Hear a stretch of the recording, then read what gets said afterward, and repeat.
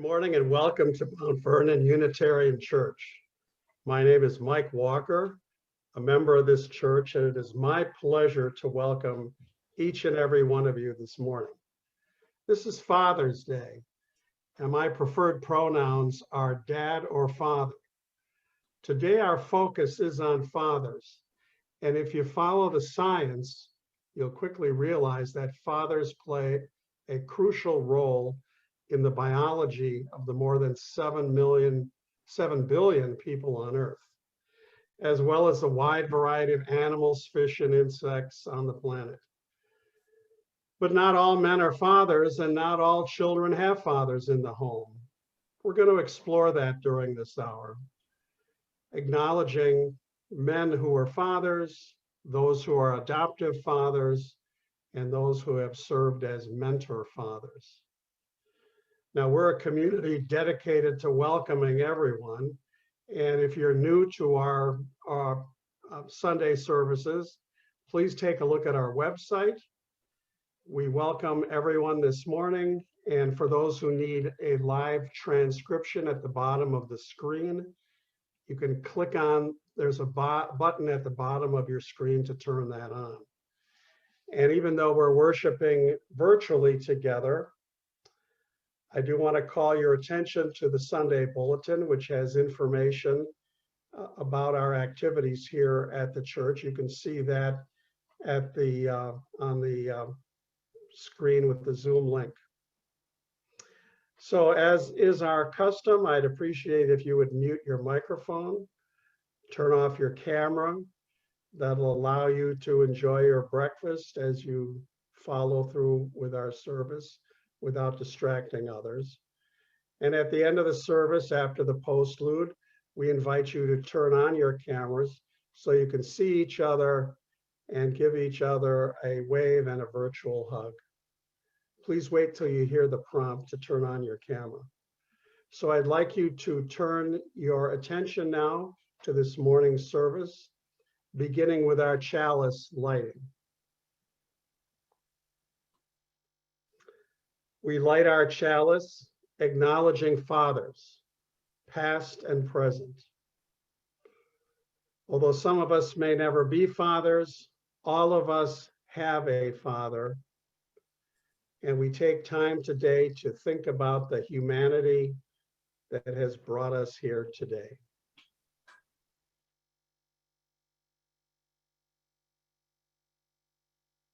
Good morning. Please join us in singing hymn 128, For All That Is Our Life. It's on your screen or in your hymnal. For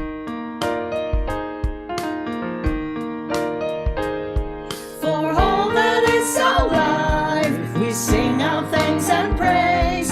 For all life is a gift, which we are called to use to build a common good and make our own days glad. For needs which all of us serve, for services we give, for work and its rewards, for hours of rest and love, we come with praise and thanks. For all that is our life, for sorrow we must bear, for failures, pain and loss, for each new thing we learn, for fearful hours that pass, we come with praise and thanks. For all that is our life, for all that is our life, we sing our thanks and praise. For all life is a gift, which we are called to use to build a common good and make our own days glad.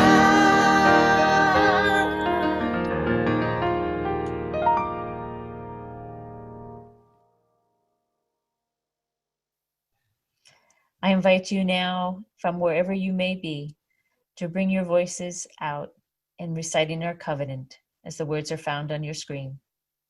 Love is the teaching of this church. The quest of truth is its daily task, and service is its prayer. To dwell together in peace, to seek knowledge in freedom, to serve life in community, to the end that all souls shall grow in harmony. This is our covenant with each and with all.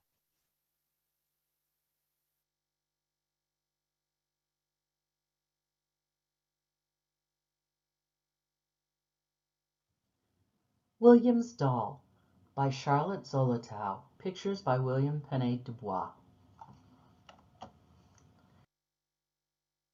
To Billy and Nancy. William wanted a doll. He wanted to hug it and cradle it in his arms.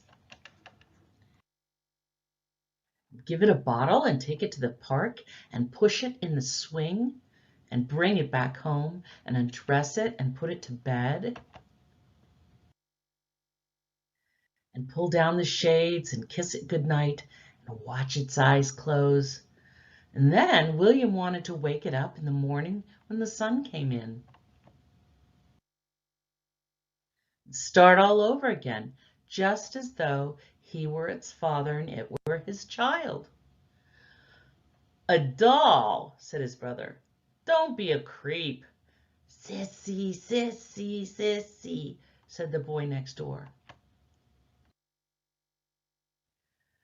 How would you like a basketball? His father said. But William wanted a doll. It would have blue eyes and curly eyelashes and a long white dress and a bonnet. And when the eyes closed, they would make a little click, like the doll that belonged to Nancy next door.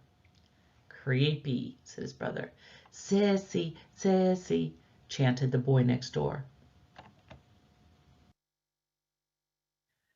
And his father brought home a smooth, round basketball and climbed up a ladder and attached a net to the garage and showed William how to jump as he threw the ball so that it went through the net and bounced down into his arms again. He practiced a lot and got good at it, but it had nothing to do with the doll. William still wanted one.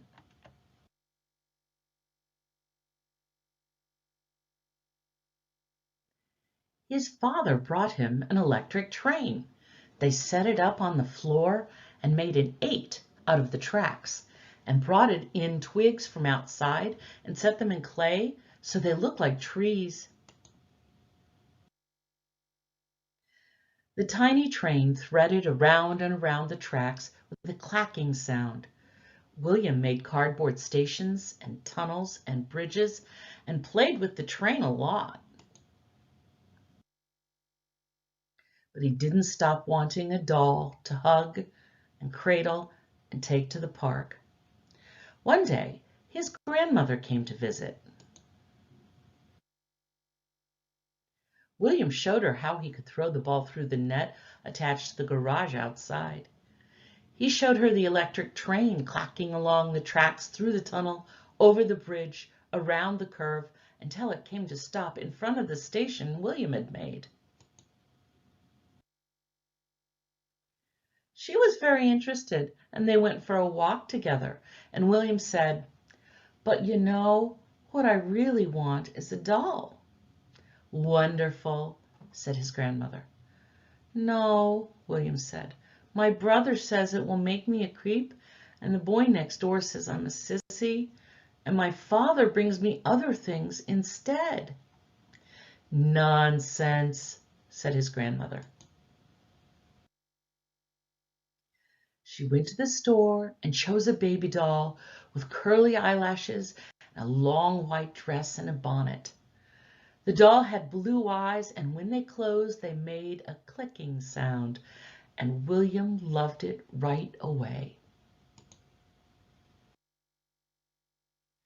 But his father was upset. "He's a boy," he said to William's grandmother. "He has a basketball, an electric train, and a workbench to build things with. Why does he need a doll?" William's grandmother smiled. "He needs it," she said, "to hug and to cradle and to take to the park so that when he's a father like you, he'll know how to take care of his baby and feed him and love him and bring him the things he wants like a doll so that he can practice being a father. The end.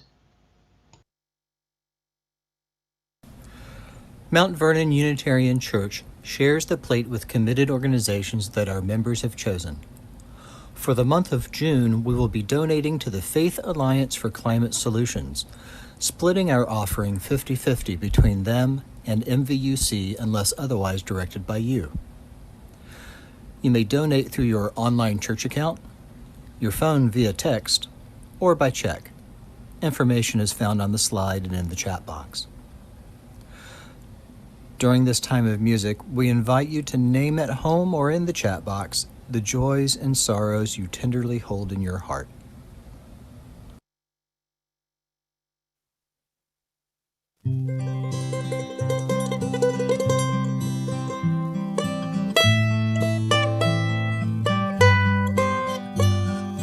Oh, my Papa, to me he was so wonderful.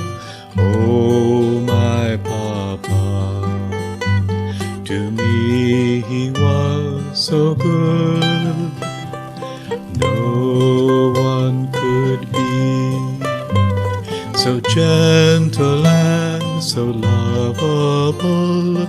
Oh, my Papa, he always understood. Gone are the days when he would take me on his knee, and with a smile he'd change my tears to laughter. Oh, my Papa, so funny, so adorable, always the clown, so funny in his way. Oh, my Papa, to me he was so wonderful, deep in my heart I miss him so today.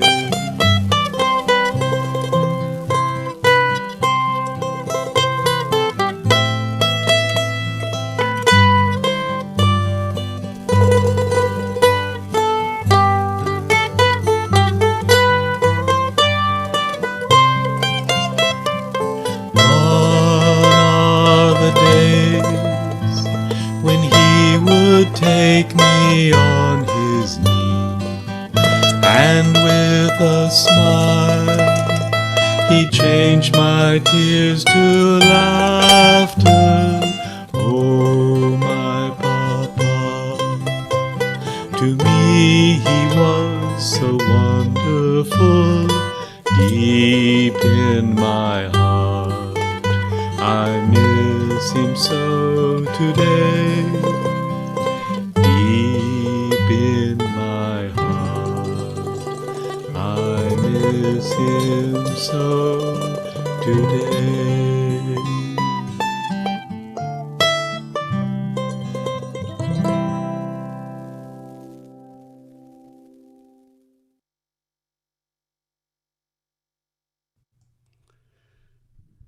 We Unitarians do not revere saints per se, but many Christian traditions recognize Saint Joseph as the benevolent father figure to the Christ child, Messiah figure Jesus. Without children, there would be no Father's Day.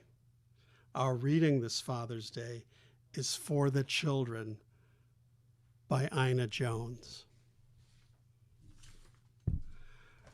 We pray for children who put chocolate fingers everywhere, who like to be tickled, who stomp in puddles and ruin their pants, who sneak popsicles before supper, who can never find their shoes. We pray for those who stare at photographers from behind barbed wire, who can bound down the street in a new pair of sneakers, who were born in places we wouldn't be caught dead in, who never go to the circus, who live in an X-rated world. We pray for children who bring us sticky kisses and fistfuls of dandelions, who sleep with the dog and bury goldfish, who hug us in a hurry, forget their lunch money, who cover themselves with Band-Aids and sing off-key, who squeeze toothpaste all over the sink, who slurp their soup. And we pray for those who never get dessert, who have no safe blanket to drag behind them, who watch their parents watch them die, who can't find any bread to steal, who don't have rooms to clean up, whose pictures aren't on anybody's dresser. We pray for children who throw tantrums in the grocery store and pick at their food, who like ghost stories, who shove dirty clothes under the bed and never rinse out the tub, who get visits from the tooth fairy, who don't like to be kissed in front of the carpool, who squirm in church and scream on the phone, whose tears we sometimes laugh at, and whose smiles can make us cry. We pray for those whose nightmares come in the daytime, who will eat anything, who have never seen a dentist, who aren't spoiled by anybody, who go to bed hungry and cry themselves to sleep, who live and move and have no being. We pray for children who want to be carried, for those who must be carried, for those we never give up on, and for those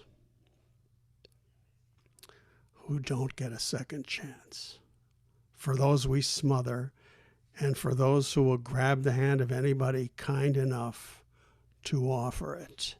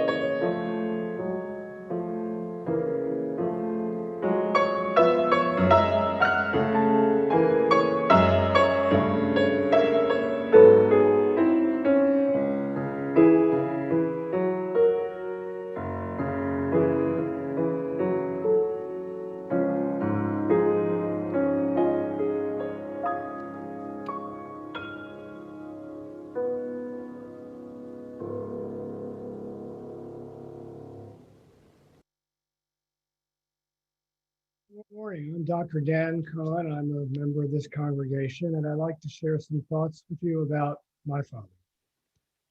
My father was a kind man, with strengths and weaknesses like all of us.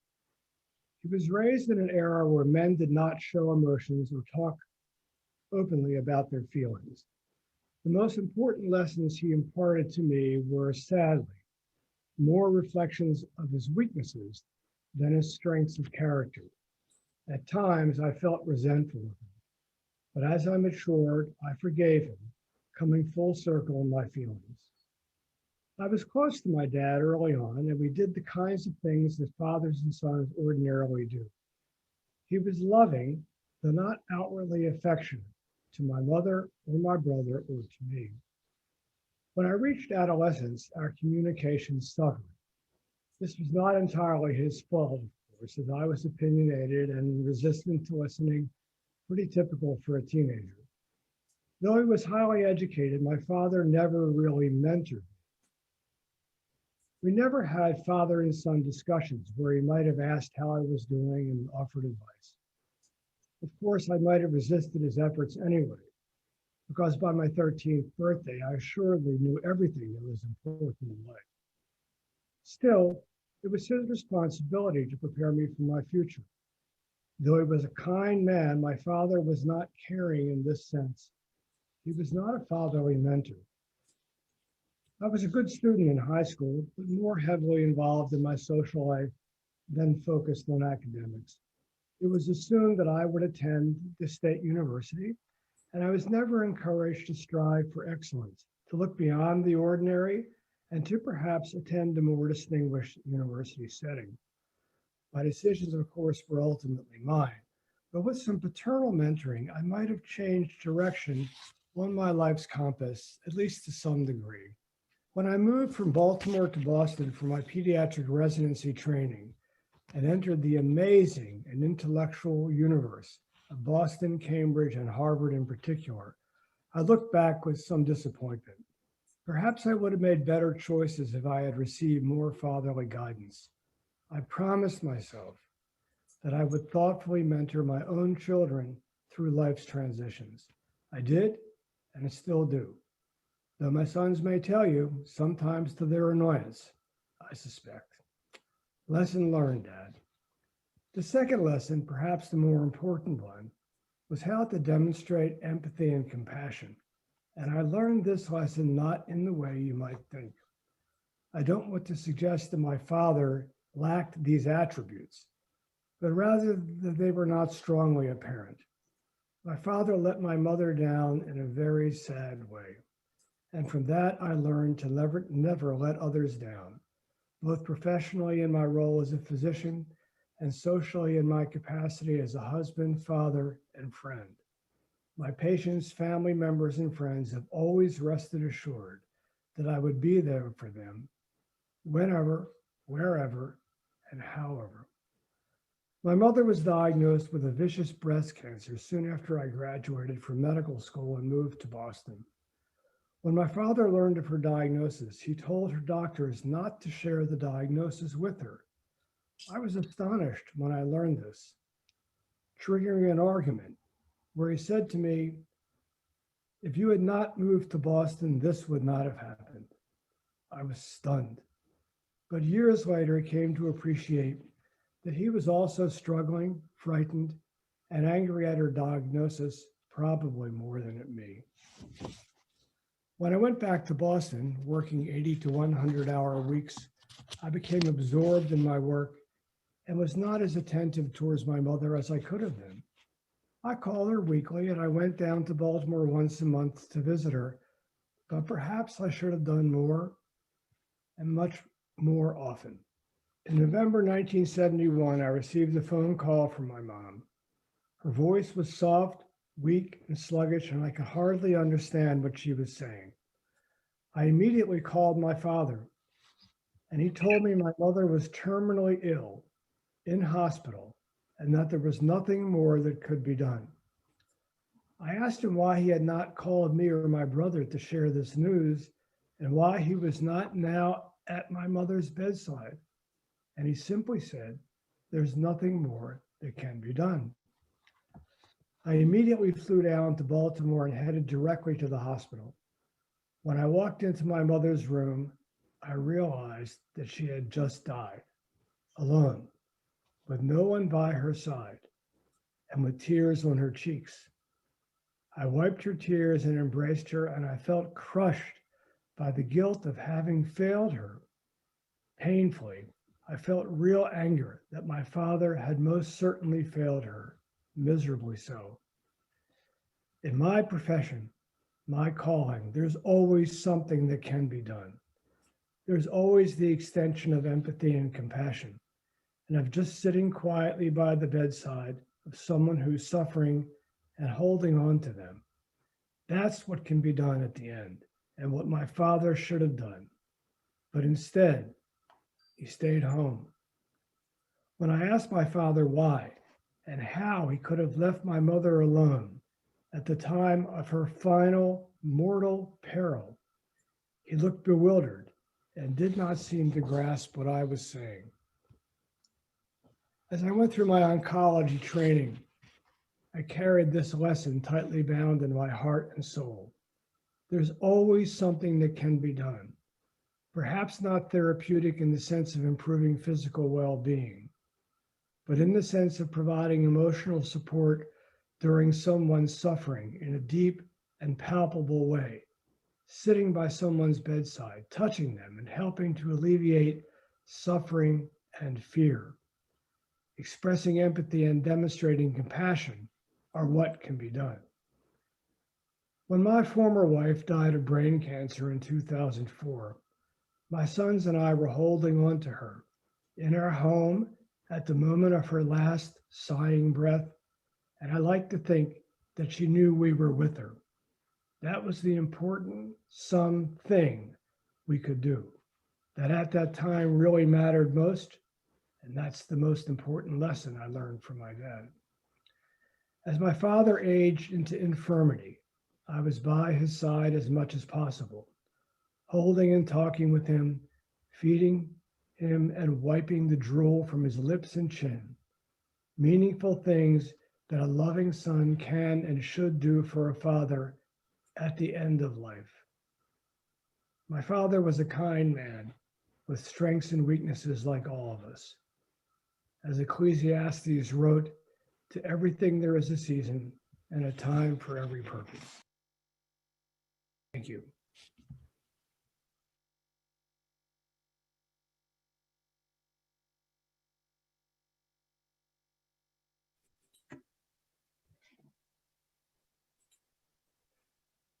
My name is Eleanor Pease, and I'm an affiliated community minister with this congregation.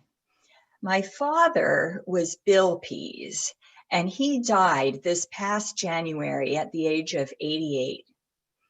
His career was in the United States Foreign Service, and he was an active lay leader and member of various Unitarian Universalist churches, ever since he was a child living next door to a Unitarian church. It feels important to acknowledge that my father was not only a product, but a great beneficiary of white supremacist patriarchy. He had access and opportunities that helped him get ahead that were not allowed to that many people. In spite of both his father and his mother not being present for large parts of his childhood, and in spite of having very little money, being born during the Great Depression, he got a good education. No one told him he couldn't or shouldn't go to college, and he had professors who mentored him into a line of work that drew on his innate talents. His career took our young family around the world and taught us how truly fortunate we were. But my dad did not characterize this good fortune as anything he was ever entitled to. In fact, he believed he was not entitled to any of it. He believed he was amazingly lucky. He believed he had a guardian angel. Now, my dad was not a perfect person, and he left scars too, but I am forever indebted to his guardian angel. When I summon up that angel who protected him and made him a responsible and generous, grateful, and even empathetic person, here's what lands on my shoulder. My dad knew what a big difference money makes. In his church roles, he was always a treasurer on some finance committee. He was known for showing up every Christmas Eve, as well as hundreds of regular Sundays, to count the collection. But he never seemed to worry about whether there was enough money to go around. Instead, he wondered how it was being used to the best possible effect. It was the substance of what the church was doing that he watched for. He loved when there were lots of children and youth. Community groups used the building. They shared the collection plate, and the church's justice work had immediate local benefits like education or housing. He wanted people to have resources and opportunities, tangible ones, the way he did when his family was chaotic, but the church was right next door. In retirement, my dad also volunteered in the IRS program that helps people file their tax returns and get their refunds for free. He loved seeing people get every penny back, knowing how hard they worked, how badly they needed it, and how intimidating the process could be. I believe he knew very well, in spite of or because of those years working for the US government, that its manifestation of white supremacy and patriarchy was not helping working people necessarily. And so he put his weight down to shift that balance. He put money in people's pockets and made a substantive improvement in their lives. And that's the legacy my dad leaves me as a minister, as a chaplain, and as an activist. Let us leverage our resources to their fullest extent. Let us listen to our guardian angels, protect people who are vulnerable, and put fuel into their thriving. Too many people here among us right now are being hindered from thriving because of the systems and disparities of racism and patriarchy combined. And there are ways we can shift our weight, even close a few gaps. In my dad's memory, I'm ready to do that. I hope you will join in.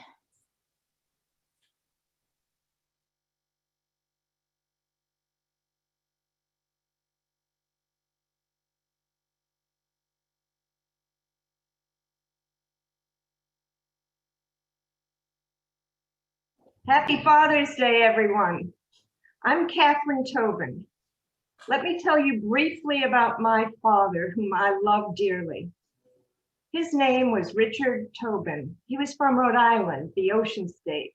So it was fitting that when World War II broke out, he enlisted in the US Navy. Dad was an aviator who flew B-24s, large bombers carrying out long and difficult missions against the Japanese sea and air forces in the Solomon and Marianas area of the Pacific Ocean. After the war, Dad continued his service as a naval officer. He had flight and sea duty around the world, from the Arctic to the Mediterranean to the Middle East and back again to Asia. I was Dad's first child, one of two daughters.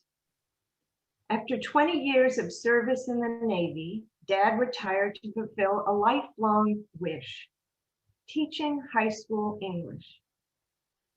Sadly, tragically, after one great year of teaching at Watsonville High School in California, he died suddenly of a heart attack. His death was considered a service-related wartime injury due to the incredible stress faced in World War II. I was just 14 years old, and my sister was 10. My mom was widowed at 44. The center of our life was gone, but Mother carried on and raised us bravely. I dedicated my life to making Dad proud. Obviously, there was a giant void, but I had wonderful memories to feed me. Let me share a few of those. Dad taught me how to live, not by words, but by his actions. I came to feel from him that the world was my oyster. When he was away for many months at a time, he wrote not just my mom, but also to my sister and me. I received regular postcards and letters filled with amazing, almost magical accounts of what he was seeing and doing. I learned to love other cultures and to enjoy travel from Dad.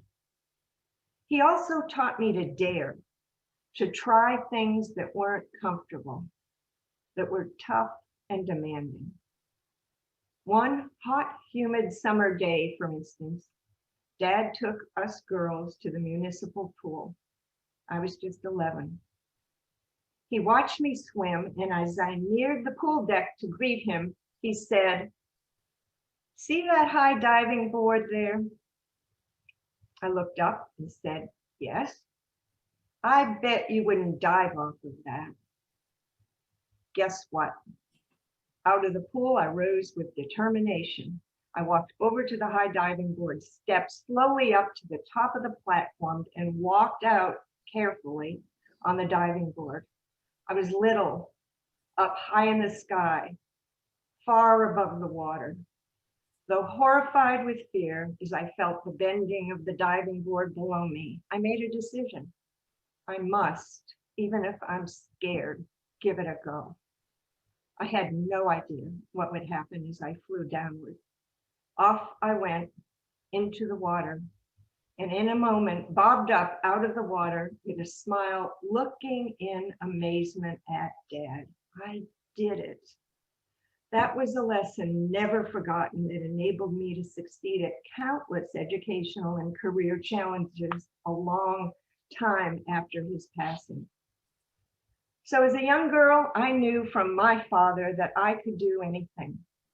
My birthday or Christmas gifts might have included a chess set, a chemistry set, a science product called the Invisible Woman that enabled one to learn about human anatomy. Many of these were not typically what young girls received back then. Oh, and he gave me books about Shakespeare's plays, about America's greatest heroines, and illustrated classics of great literature. Though I had a good dad only very briefly, I learned from him how to live with joy and confidence, and thus, in some spiritual sense, he's been very much a part of my life for more than 55 years after his passing. So dads, teach your children well how to live fully, stretch them, show them how to open doors. And for those of you who have lost your father, if you have good memories, use them to directly shape your path forward. Or if you have an uncle or a mentor or an older brother, draw purposefully from them as you too try to make your precious life special.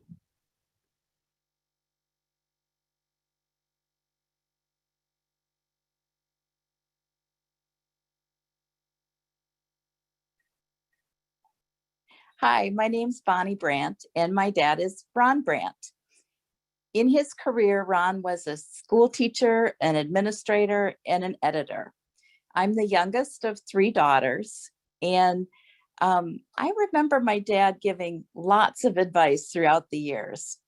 He always came across as very definitive, decisive, self-assured.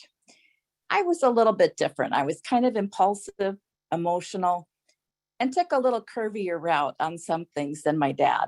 So he was really quick to offer lots of advice. Some of it was really unappreciated and misunderstood. But the one thing I remember most about my dad is what he has shown throughout the years, that, and he'll probably hate that I'm going to use this expression, but there's an old Japanese proverb that says, if you fall down 7 times, you get up 8. And so what that means for dad is that you might literally fall down and you get back up. But more importantly, you figuratively fall down with arguments, broken promises, disappointments, and missed opportunities. So what he has shown throughout his life is it's never too late to apologize, to forgive, to ask for amends, and also to embrace all new opportunities whenever you have a chance. So happy Father's Day, Dad. I love you.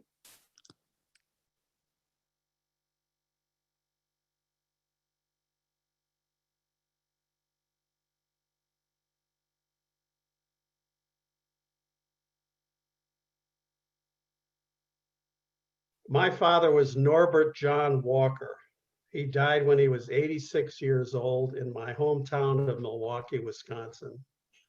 Dad was a mechanical engineer, a tool maker, really, when General Motors developed the first front-wheel drive car in America, the Olds Toronado. Dad was a lead engineer developing the machinery that would actually make the front-wheel drive components. He was the middle child in a family of 10 children growing up during the Depression, and he entered college at age 16. Now, growing up, life at home was similar, although not exactly like Leave It to Beaver or the Donna Reed Show. Dad would come home precisely at 5:30 in a white shirt and tie, white shirt every day. Dinner would be waiting, and part of Mom's preparation was to change from slacks to a dress when Dad would come home. She was just like June Cleaver in many ways. I was the oldest of 5 children, and with Dad, there was never any thought that my brother and I would not go to and finish college. My 3 sisters, not so much. Remember, in those days, academic curricula for girls often featured home economics and typing, not the STEM subjects they have today. Dad was a product of his times. A major failing of Daddy was that he tended to discount the abilities and strength of women. In my entire life, my mother never drove the car if Dad was present, even though she was a competent driver and drove us kids all over the city. But Dad worked in a man's world, a male-dominated engineering department, where a lady would go office to office in the morning and afternoon with a coffee cart to deliver coffee and snacks. As our father, he refused to let my brother and I join the Boy Scouts. He said, I had enough camping for one life in Korea. The same with casseroles and hot dogs. They weren't allowed in our home. I ate canned hot dogs for 9 months in Korea. He was a surveillance cartographer mapping the coastline of Korea. Although he actually learned to love Korea in his old age by watching reruns of the old TV show MASH. He realized Korea was actually a lot of fun. Now, Daddy's sexism with women has been a sin on my soul that I have worked to acknowledge and try to extinguish my whole life. Attitudes about women that seemed natural and normal growing up are not natural and not normal. What felt right is not right. His role and influence, like most fathers, left a powerful impact on me. What Daddy did offer was something in retrospect should have been so profoundly obvious and yet so unacknowledged by me. And that is that he offered me the gift of safety and security. We never had to worry about the lights being turned off, the bills not being paid, or Daddy not coming home. We always had plenty of food, and we had T-bone steaks once a week. Daddy, despite his deficiencies, was always there at 5:30 p.m. coming through the door, providing a stable, consistent home for our family. My mother never had to work.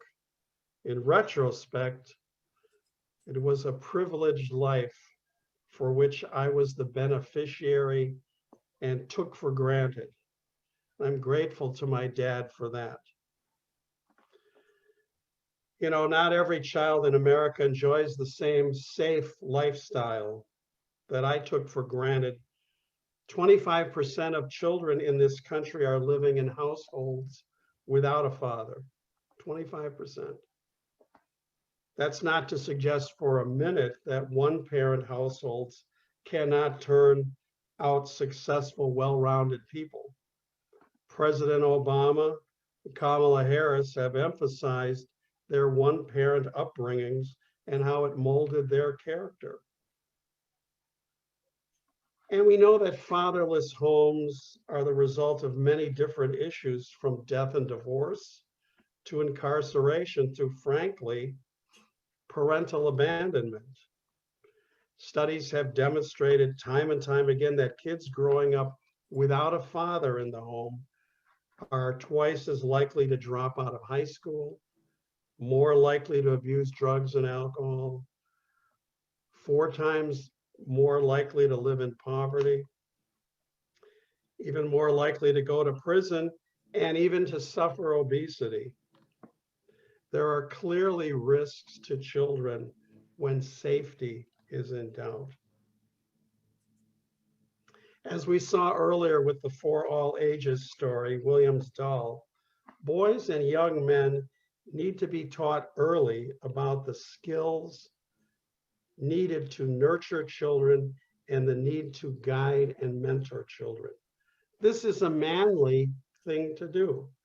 Our society for too many years has condoned sports figures and entertainers who father children, brag about their number of offspring, but move on, leaving baby's mother to take care of the children.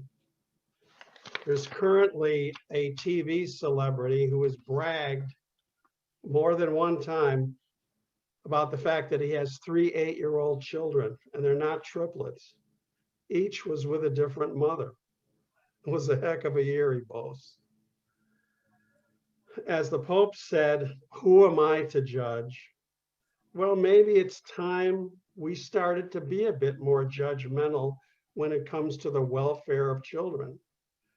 Our society has for many years provided a financial safety net, albeit thin in some places, but providing financial safety for fatherless children seems to let the putative fathers off the hook, not only financially, but emotionally as well.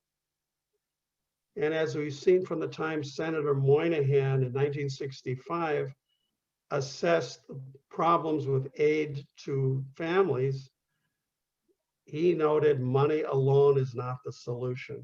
We need to find better ways to keep families intact. May I suggest that as part of our common quest to recognize the inherent worth and dignity of all people, that we include in our call the responsibility for men to guide and mentor their children, the children that they brought into this world.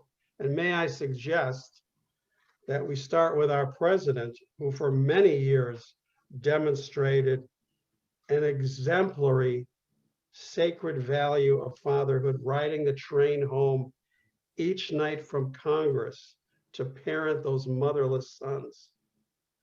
How then can that man remain silent when his own son has refused to acknowledge paternity for a baby, later proved to be his own through a DNA test?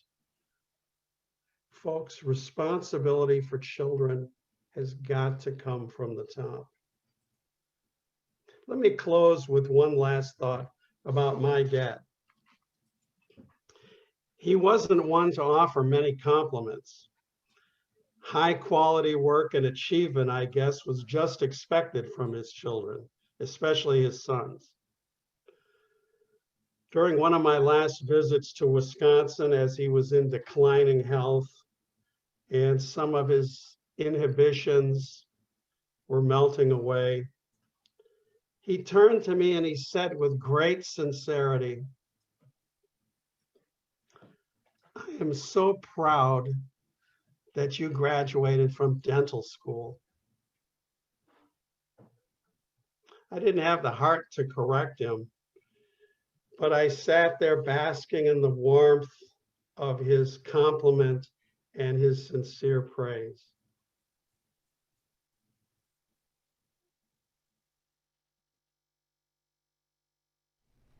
Good morning. Please join us in singing hymn 159 from your gray hymnal or from your screen.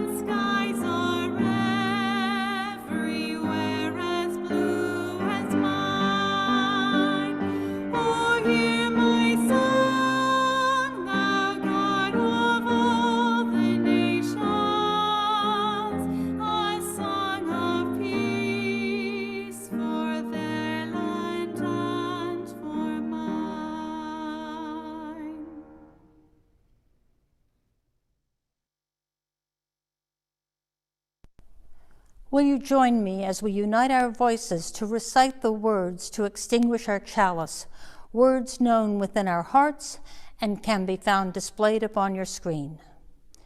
We extinguish this flame, but not the light of truth, the warmth of community, or the fire of commitment. These we carry in our hearts until we are together again.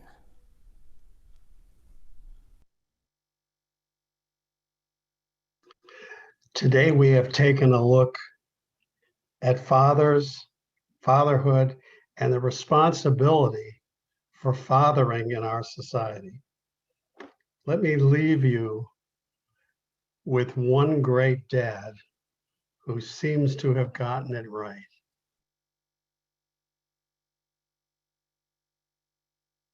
Daddy teaches you can be anything in this world that you want to be, right? Don't Daddy teach you that? Yeah, and it doesn't matter if you're black or white or any color. Doesn't matter if you're black, white, brown, yellow, right? Black. And how we treat people is based on who they are and not what color they are. And if they're nice and smart. See, this is how children think right here. Critical race theory wants to end that. Not with my children. It's not gonna happen. My baby's gonna know that no matter what she wants to be in life, all she has to do is work hard, and she can become that. Work hard, even though you don't know anyone. You can make friends. Yeah, you can make friends, no matter what color they are. So we need to stop CRT. Period. Point blank. Children do not see skin color, man. They love everybody. If they're good people, they love them. We pray for people that are hurt.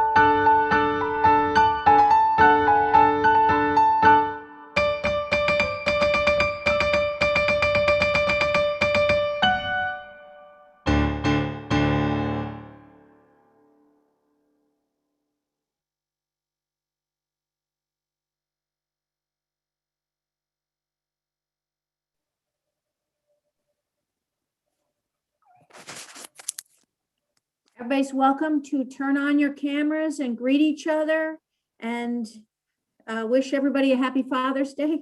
Happy Father's Day.